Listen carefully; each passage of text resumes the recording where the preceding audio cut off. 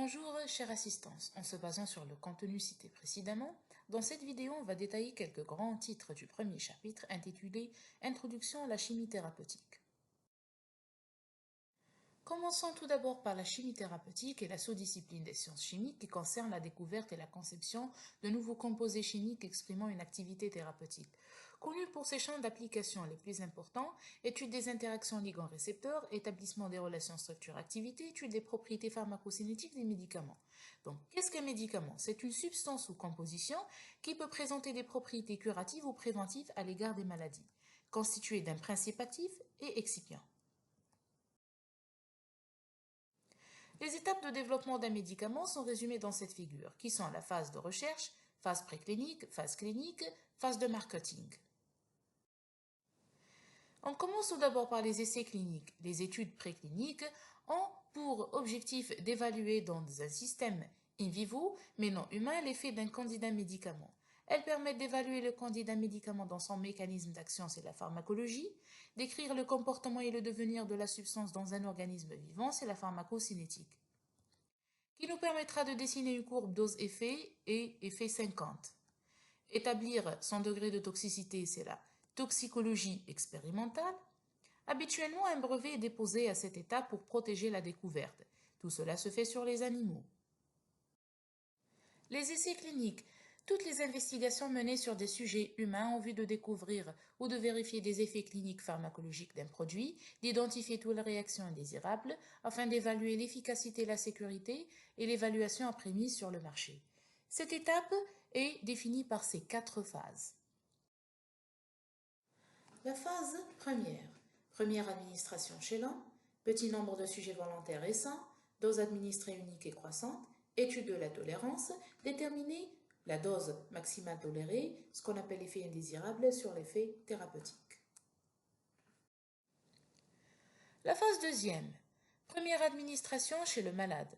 Malade volontaire traitable par la molécule, confirmer les interactions présumées, établir la courbe dose-effet, déterminer la voie et la forme d'administration, la posologie, c'est-à-dire la dose optimale, et la durée du traitement. Tout cela permet au médecin, avant de prescrire la posologie, le rythme, durée, les symptômes traduisant l'effet thérapeutique, espérer les symptômes révéler les effets indésirables doivent être précisément définis.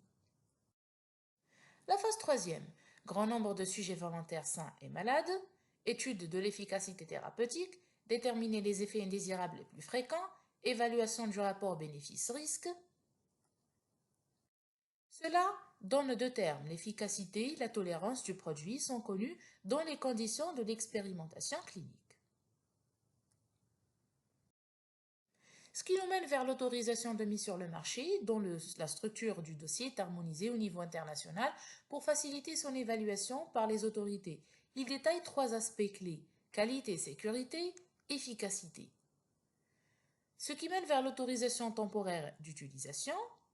Exceptionnellement, un médicament destiné à traiter une maladie grave ou rare peut être mis à disposition dans des établissements de santé avant son autorisation de mise sur le marché, en cas d'urgence et l'absence d'autres traitements appropriés.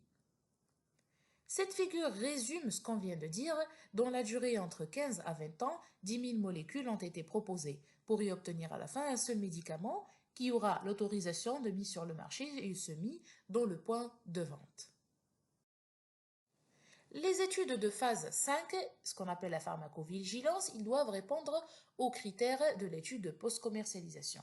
Les effets indésirables doivent être rares, toxicité liée à l'usage chronique très faible, l'utilisation chez les personnes âgées et les femmes enceintes ou allaitantes très rare aussi, et les interactions médicamenteuses les plus élevées possibles. Maintenant, on va passer aux sources des LEID. Elle peut être naturelle, extraite des plantes, synthétique au laboratoire, virtuelle par les méthodes de modélisation et in silico. Donc la question qui se pose, comment peut-on identifier des LEID? Il faut avoir tout d'abord un moyen d'évaluation in vitro de l'activité biologique des molécules candidates. Donc par définition une tête de série, c'est des molécules les plus actives, les plus sélectives vis-à-vis la cible thérapeutique avec une toxicité moindre. Cible thérapeutique peut être une molécule qui a été produite en trop grande quantité et qui perturbe de ce fait le fonctionnement normal de l'organisme aux trop petites quantités dont la structure est anormale. Donc la figure représente une cellule, dont ces récepteurs sont hyper exposés sur la paroi avec une compatibilité de la molécule tête de série ou bien dit molécule. Le hasard a joué un très grand rôle dans la découverte des médicaments dans le temps. Par exemple, la tétracycline, c'est un produit extrait à partir des bactéries du genre Streptomycine. Pénicilline découverte par Fleming à partir des infections, c'est un antibiotique type bêta-lactamine. Le chlorpromazine est historiquement le premier médicament antipsychotique vendu sous la forme de la chloride gratte ou chlorpromazine. Le criblage à haut débit, Throughput Screening High, pour la recherche de médicaments nouveaux, la recherche de molécules actives par l'industrie pharmaceutique ne connaît pas de répit. Donc le criblage à haut débit consiste à passer dans un test biologique un nombre grand élevé que possible de molécules différentes en un temps raisonnable. Aujourd'hui, le haut débit signifie une molécule par seconde, c'est-à-dire on a fait appel aux machines pour éliminer la durée de temps classique élevée des années. En une seule seconde, on peut découvrir une molécule et qui peut être destinée à se vendre en tant que médicament. La relation structure-activité, comme le carbutamide-tolbutamide, prontosil-sulfonamide, on va jouer sur la structure en changeant quelques motifs structuraux, en augmentant la chaîne aliphatique pour augmenter l'activité biologique ou peut-être aussi le contraire.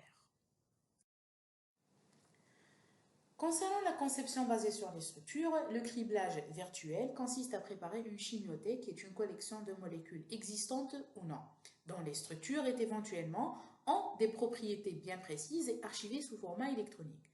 La figure montre selon l'organigramme et à partir de la préparation de la chimiothèque vers le criblage à haut débit selon l'activité biologique des molécules nous permettra de faire une optimisation, en passant par la suite au modulateur puissant et sélectif qui est l'outil informatique pour obtenir à la fin un médicament candidat.